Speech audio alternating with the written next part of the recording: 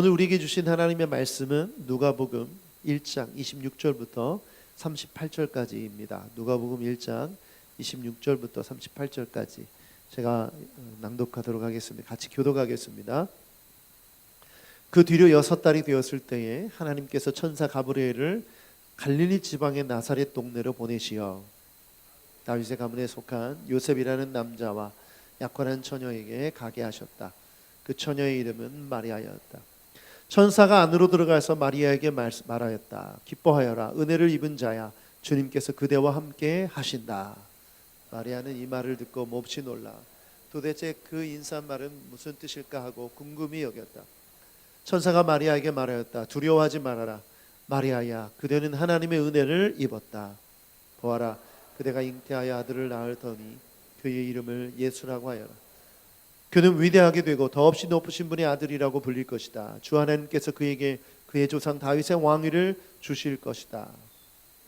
영원히 야곱의 집을 다스리고 그의 나라는 무궁할 것이다.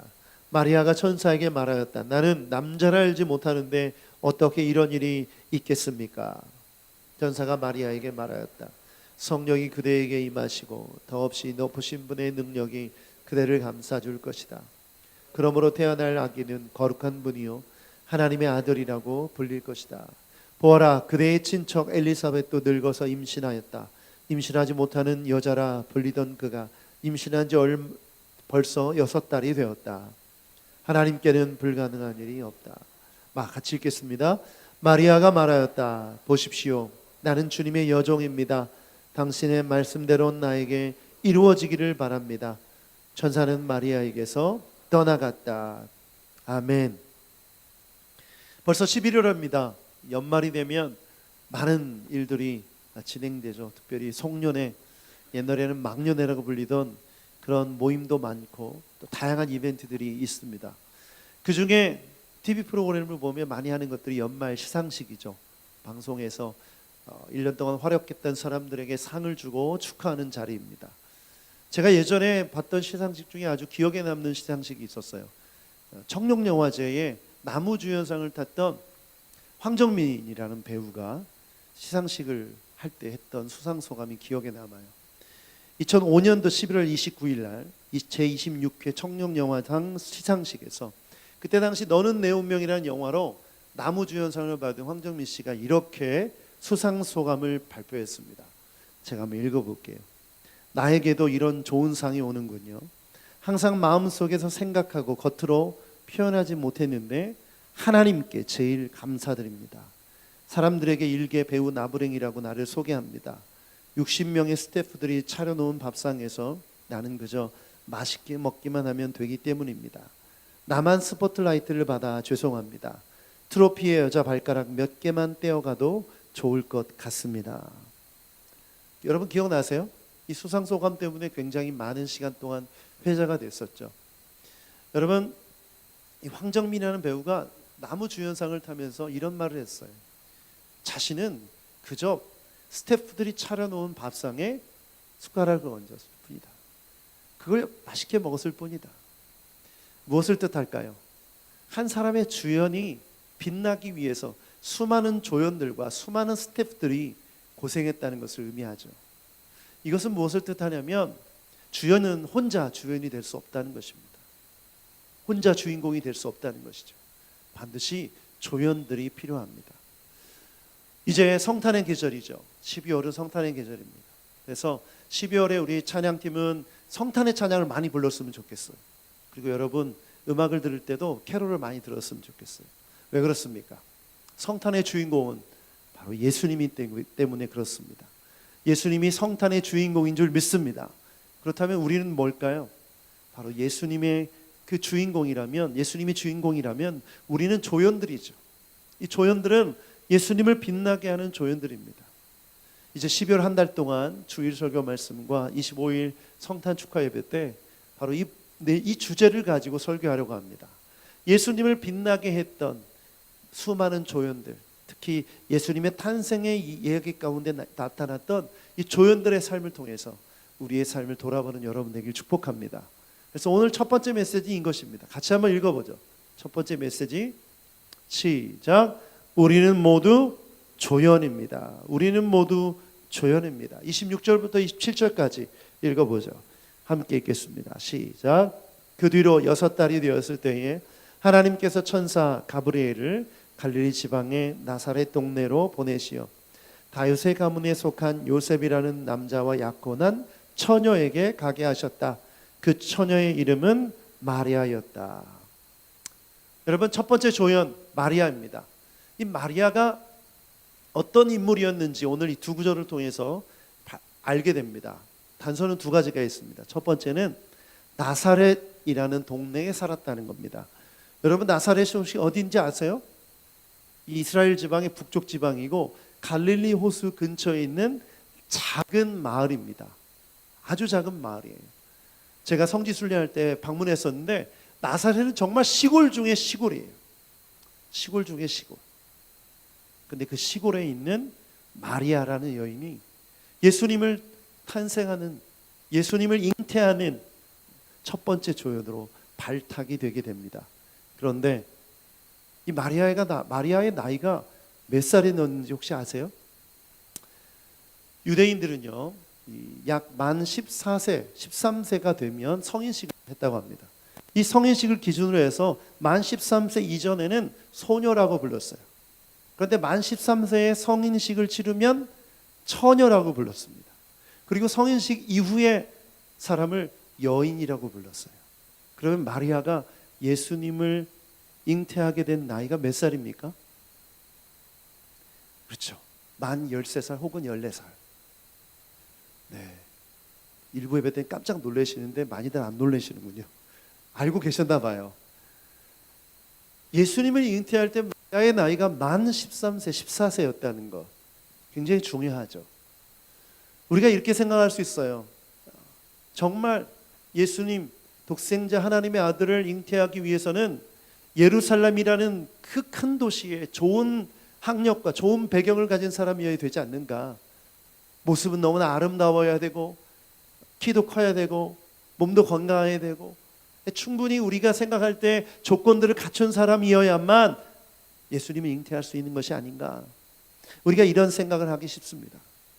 그런데 하나님은 누구를 캐스팅하셨나? 정말 시골 중에 시골에 나이가 이제 막 14살이 된 그런 어린 소녀를 선택하셨습니다. 그리고 이 어린 소녀를 통해 하나님의 아들이 태어나게 하셨습니다. 저는 이 만 13세의 마리아의 모습을 보면서 아주 중요한 걸 깨달았어요. 그것이 뭐냐? 나도, 우리도 예수님의 조연이 충분히 될 수 있다는 것입니다. 믿으십니까? 여러분, 나이는 상관이 없습니다. 우리의 출신도 상관이 없고 우리의 학력도 상관이 없습니다. 우리의 명예도 상관이 없어요. 하나님께 쓰임받기 위해서는 우리가 가진 이 인간적인 조건이 아무 문제가 되지 않는다는 것입니다. 그렇다면 여러분, 우리가 인생을 살면서 내가 주님께 쓰임받고 싶다, 나도 예수님을 드러내는 조연이 되고 싶다면 여러분의 조건들은 아무 문제가 되지 않는다는 것을 반드시 기억하시길 축복합니다. 여러분, 다윗이 몇 살 때 골리앗을 쓰러뜨렸는지 아세요?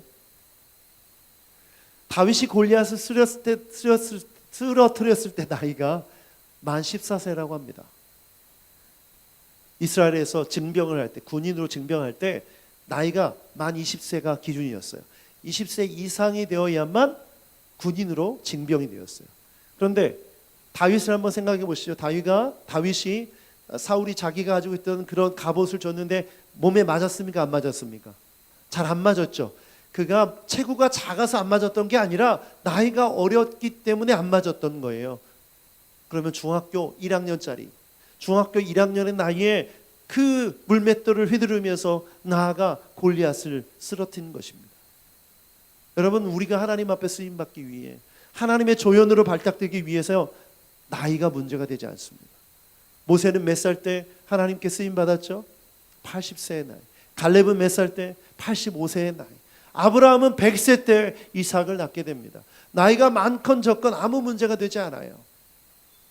여러분은 여러분의 조건과 상관없이 하나님의 그 역사에 캐스팅될 수 있는 줄 믿습니다.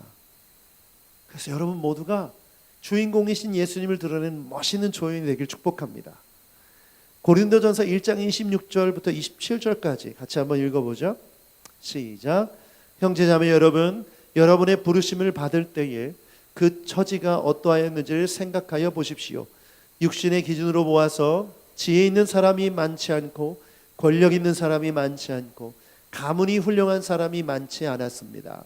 그런데 하나님께서는 지혜 있는 자들을 부끄럽게 하시려고 세상의 어리석은 것들을 택하셨으며 강한 것들을 부끄럽게 하시려고 세상의 약한 것을 택하셨습니다. 하나님이 감독이라면 이 감독이신 하나님이 캐스팅하는 기준이 바로 이건 거예요. 여러분 오해하지 마세요. 지식이 많고 가문이 좋고 부유하고 명예 있는 사람들을 택하시지 않는다는 얘기가 아닙니다. 하나님은 그들도 택하세요. 그러나 더 연약하고 부족한 사람들을 택하세요. 여러분 이것이 하나님의 방법이에요. 그렇다면 내가 하나님 앞에 쓰임받기 위해 더 많은 스펙을 쌓아야 되고 지식을 쌓아야 되고 능력을 갖춰야 되고 남들보다 잘 살아야 되고 여러분 이것은 인간적인 생각입니다. 우리가 인본주의에 빠졌다는 증거예요.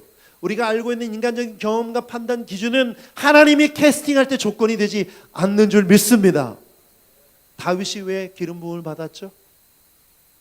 다윗이 14세 때 골리앗을 물리쳤다면 다윗은 더 어린 시절에 목동으로 살면서 하나님 마음에 합한 찬양하는 삶, 그 삶을 살았기 때문이죠. 그렇다면 여러분 우리 모두는 전혀 문제가 되지 않습니다. 우리 교회에 가장 나이가 많은 어르신 이종웅 성도님도 하나님에게 쓰임받기에 전혀 부족함이 없는 줄 믿습니다. 우리 중에 가장 나이 어린 자녀들도 하나님 앞에 쓰임받기에 부족함이 없는 줄 믿습니다. 내년에 우리 청소년 예배가 세워지길 바라는데 다윗이 청소년이었어요. 골리앗을 물리칠 때 마리아가 청소년이었어요. 예수님을 잉태할 때 축복합니다. 믿음으로 선포합니다. 우리 청소년 예배에 하나님의 능력이 나타나길 선포합니다. 청소년 예배 가운데 하나님의 영광이 나타나길 선포합니다. 하나님의 역사를 드러낼 조연으로 쓰임받게 되길 축복합니다. 내년에 그런 일들이 일어날 거예요. 청소년만 그런가요? 우리도 마찬가지죠. 여러분 이 믿음을 가지고 오늘을 살아가는 여러분 되길 주님의 이름으로 축복합니다. 두 번째 우리에게 주시는 메시지를 함께 읽어보겠습니다. 시작. 우리는 예수님을 품은 사람들입니다. 34절부터 35절까지 함께 읽겠습니다. 시작. 마리아가 천사에게 말하였다. 나는 남자를 알지 못하는데 어떻게 이런 일이 있겠습니까? 천사가 마리아에게 대답하였다. 성령이 그대에게 임하시고 더없이 높으신 분의 능력이 그대를 감싸줄 것이다. 그러므로 태어날 아기는 거룩한 분이요 하나님의 아들이라고 불릴 것이다. 마리아가 질문합니다. 어떻게 이런 일이 내게 가능합니까? 어떻게 내가 예수님을 잉태할 수 있겠습니까? 상황이 이해가 안 되니까 질문한 거예요. 그랬더니 천사가 뭐라고 얘기하냐면 성령이 그대에게 임하시고 더없이 높으신 그분의 능력이 그대를 어떻게 해줄 것이다? 감싸줄 것이다. 쉽게 말하면 하나님의 임재가 마리아 가운데 있고 그 하나님의 능력이 너를 감싸주기 때문에 예수님을 잉태할 수 있다. 그래서 가능하다. 저는 이 말씀을 보면서 뭘 생각하게 되냐면 우리가 예수님을 믿을 때 일어나는 사건과 너무 똑같다고 생각했어요. 여러분 우리가 예수님을 영접한다라고 말하죠. 그러면 우리가 예수님을 믿을 때 우리 안에 누가 계신 겁니까? 예수님이 계신 것이죠. 그렇죠. 그러면 예수님이 계셔서 가만히 계시기만 한가요? 그분의 능력으로 우리를 감싸주시죠. 그렇죠. 마리아는 단순히 예수님을 잉태하는 것이 아니라 성령의 능력으로 예수님을 영접한 것이며 예수님을 품은 거예요. 어린 아이를 임신할 때 우리 여인들이 어린아이를 임신할 때 아이 태가 뱃속에 있죠. 그렇죠? 그 속에서 그 아이가 자라가잖아요. 아이를 품은 것과 같은 거죠.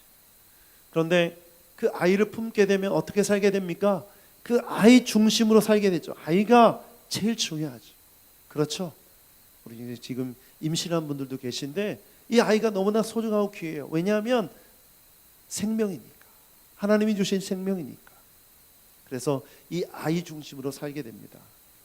예전에 저희 집에 첫 아이를 임신했을 때 제 아내가 갑자기 저보고 쫄면이 먹고 싶다는 거예요. 근데 그 시간이 이제 잠들려고 하는 11시 넘은 시간이었어요. 12시가 다 돼가는 시간이었는데 쫄면을 먹고 싶다길래 좀 짜증이 나더라고요. 아니 좀 일찍 식당 문이 닫기 전에 밤자기 전에 얘기하든가 아니면 집으로 들어올 때 얘기를 하든가 좋은 그 타이밍이 중요한데 자려고 누웠는데 쫄면을 먹고 싶다는 거예요. 그래서 제가 좀 설득을 해요. 이 시간 문 연 데가 없다. 어떻게 이 시간에 갔다 오냐. 내일 사줄게. 그런 얘기를 했는데 제 아내가 딱 한마디를 하더라고요. 아기가 먹고 싶대. 와, 근데 제가 할 말이 없더라고요. 그래서 제가 나갔어요. 무작정 나갔는데 차를 몰고 나갔는데 신기하게 문 연 데가 있더라고요. 남편들 잘 기억하십시오. 네, 세상에 불가능한 건 없습니다.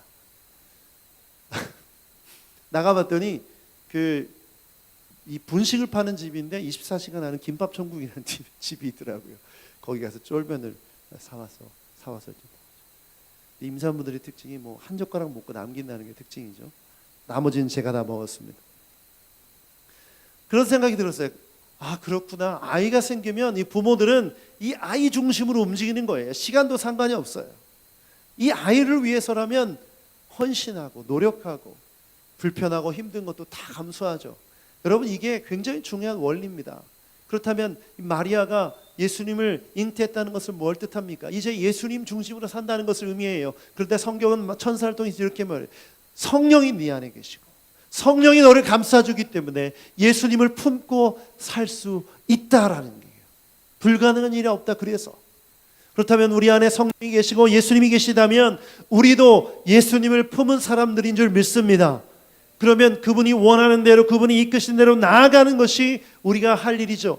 그래서 우리가 예수님의 조연으로 살기 위해는 우리 안에 예수님이 계심을 늘 기억하며 살아야 됩니다. 골로새서 1장 27절 말씀에 이런 말씀이 있어요.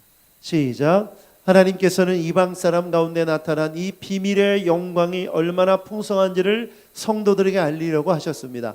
이 비밀은 여러분 안에 계신 그리스도이시요 곧 영광의 소망입니다. 바울사도는 비밀을 얘기해 주는데 이 비밀은 뭐냐? 우리 안에 누가 계시다고요? 그리스도가 계시다. 그렇다면 마리아가 예수님이 잉태한 것처럼 우리 안에도 예수 그리스도가 계신 줄 믿습니다. 골로새서 1장 29절에 이렇게 말하고 있어요. 시작. 이를 위하여 나도 내 속에서 능력으로 작용하는 그분의 활력을 따라 수고하며 애쓰고 있습니다. 내 속에서 뭐가 있다고요?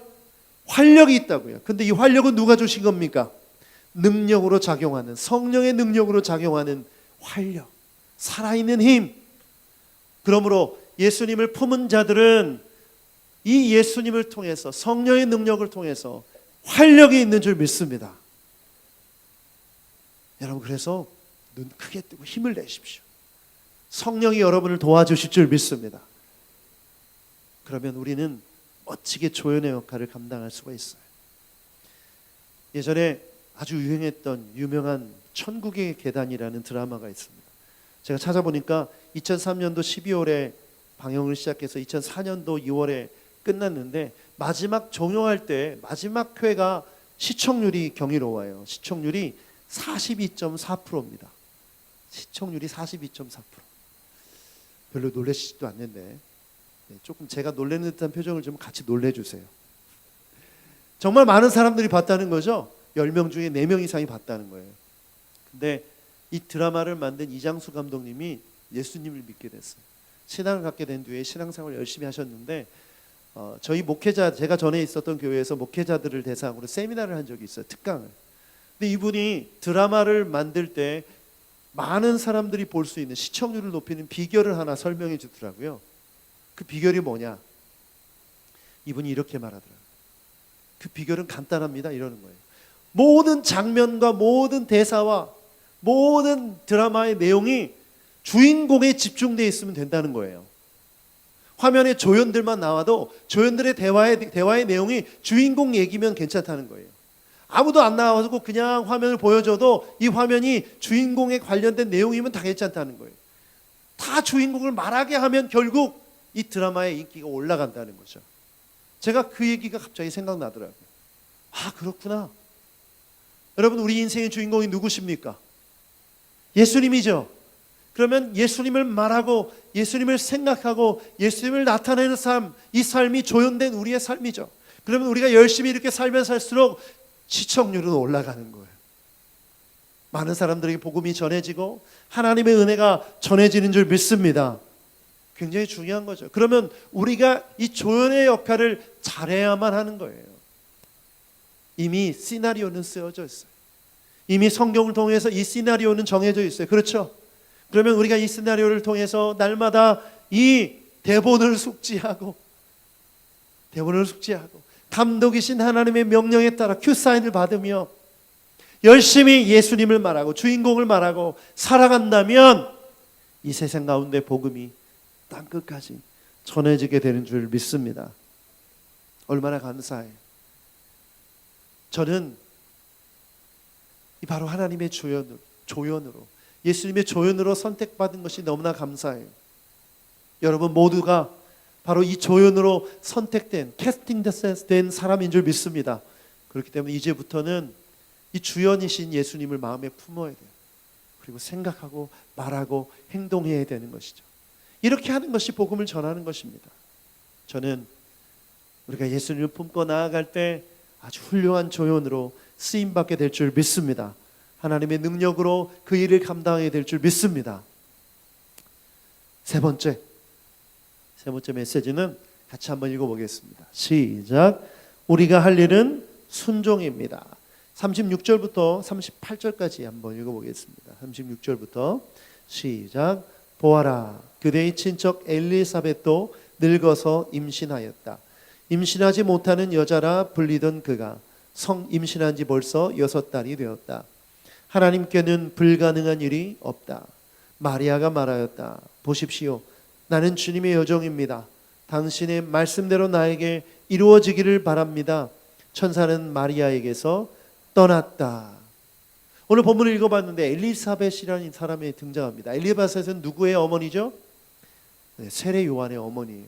엘리사벳도 나이가 늙어서 임신했습니다. 여러분, 이건 뭘 뜻할까요? 우리가 이렇게 생각해요. 어떻게 성령으로, 남자 없이 성령으로 잉태가 되느냐, 이런 질문을 가질 수 있죠. 세상 사람들도 그렇게 많이 물어보죠. 그런데 마리아만 성령으로 잉태된 게 아닙니다. 마리아만 불가능한 임신을 한 게 아니에요. 누구도 불가능한 임신을 했죠. 우리가 읽은 엘리사벳도 그랬고, 또 누가? 네, 아브라함과 사라도 그랬죠.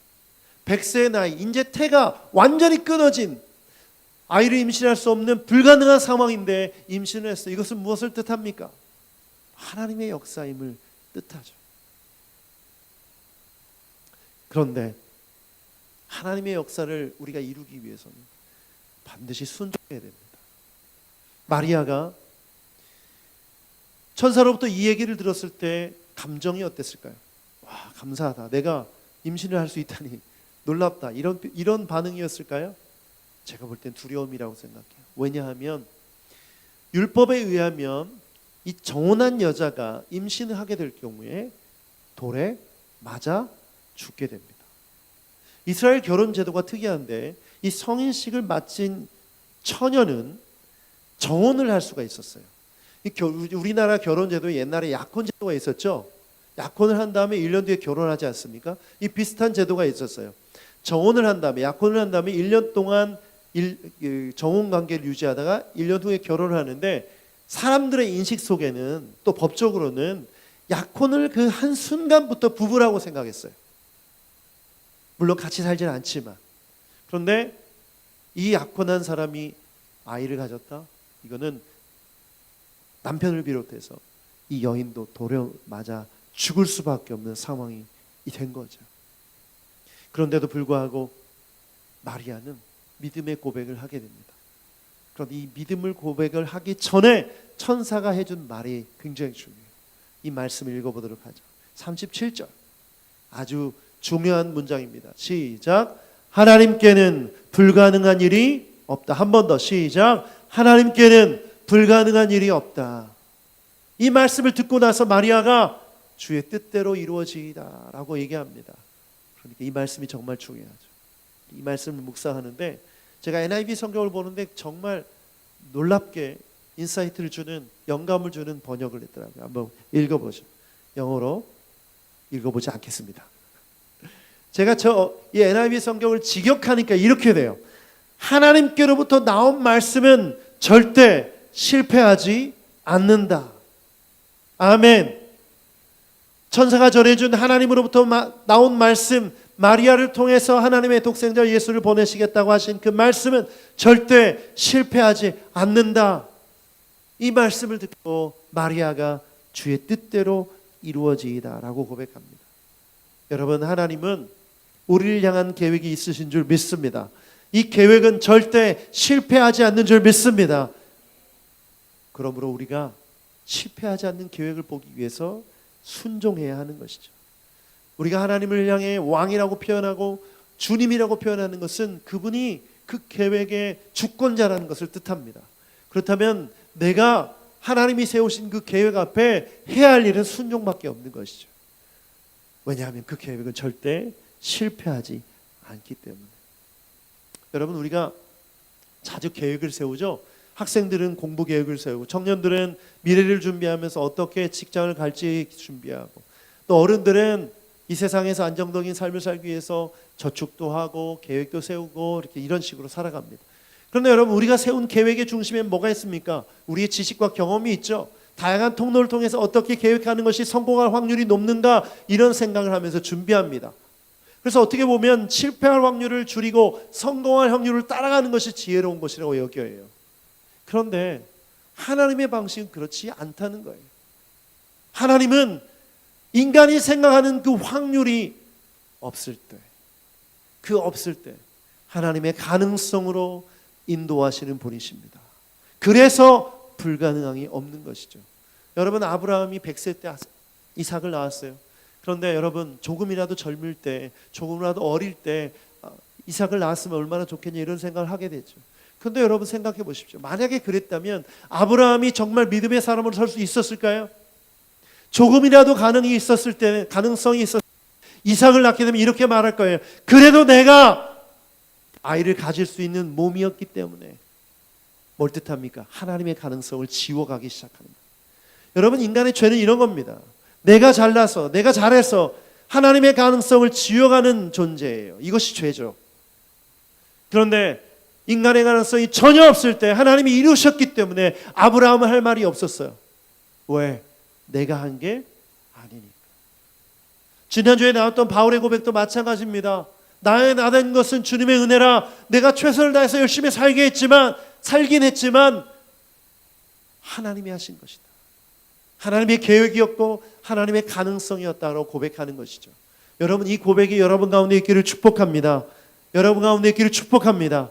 그렇게 본다면 우리가 나이 어린 우리 자녀들을 볼 때 절대 그 가능성을 인간적인 경험적 지식으로 판단해서는 안 되는 것이죠. 우리 청년들을 볼 때 결코 그 기준으로 봐서는 안 되는 것이죠. 우리 나이 드신 어른들을 볼 때 나이 드신 분들이 뭐 하겠어? 이런 식으로 판단해서 또한 안 되는 것입니다. 그러면 우리는 뭘 봐야 됩니까? 하나님의 가능성을 봐야 되는 줄 믿습니다. 그리고 이 가능성은 뭐와 연결되어 있죠? 하나님의 계획, 하나님의 뜻과 연결되어 있는 것이죠. 그러므로 우리가 할 일은 뭡니까? 순종입니다. 우리가 할 일은 순종이에요. 날마다 순종하며 나아가는 것이 우리가 할 일인 줄 믿습니다. 저희가 어린 자녀들을 키우죠. 중학교 3학년, 중학교 1학년입니다. 오늘 제가 어제 일주일 동안 말씀을 준비하면서 제가 회개했어요. 뭘 회개했는지 아세요? 마리아 14세, 만 13세 14세였다. 다윗이 만 13세 14세였다. 딱 저희 자녀들 나이인 거예요. 전 늘 그렇게 생각했거든요. 얘네들이 뭘 할까? 어떻게 살 수 있을까? 걱정과 염려로 봤던 아이들을 봤는데, 이렇게 공부 안 하다가 애들이 뭐가 될까? 이런 염려로 봤는데, 여러분, 이거는 부모로서 하나님을 믿는다고 하면서 인간적인 가능성에만 초점을 맞추고 아이들을 판단하는 거에 불과하더라고요. 이게 죄지 아니고 뭐겠습니까? 부모가 날마다 짓는 죄가 이거더라고요. 어르신들 향해서도 마찬가지예요. 여러분, 모든 인생은 하나님께서 사랑하시고 붙드시고 이끄시는 줄 믿습니다. 거기에 나이가 무슨 상관이며, 그분 거기에 지식이 무슨 상관이며, 그분이 거기에 외모가 무슨 상관입니까? 여러분, 우리가 믿는다 하면서 가짜로 믿지 마세요. 이런 식으로 말하지 마세요. 목사님 그래도 그렇죠. 목사님 세상을 아시잖아요. 알아요. 저도 너무나 잘 압니다. 그런데 우리는 그런 세상적인 가치로 사는 사람입니까? 우리는 하나님의 가능성, 하나님을 향한 믿음으로 사는 사람인 줄 믿습니다. 창세기 17장 1절 말씀 읽어보죠. 창세기 17장 1절 시작. 아브라함이 나이 99이 되었을 때에 주님께서 그에게 나타나셔서 말씀하셨다.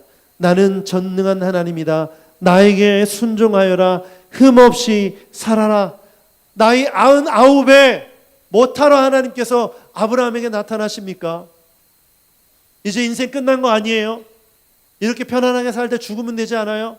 그런데 하나님이 왜 이런 말씀을 주시죠? 나이와 상관이 없기 때문에 그래요.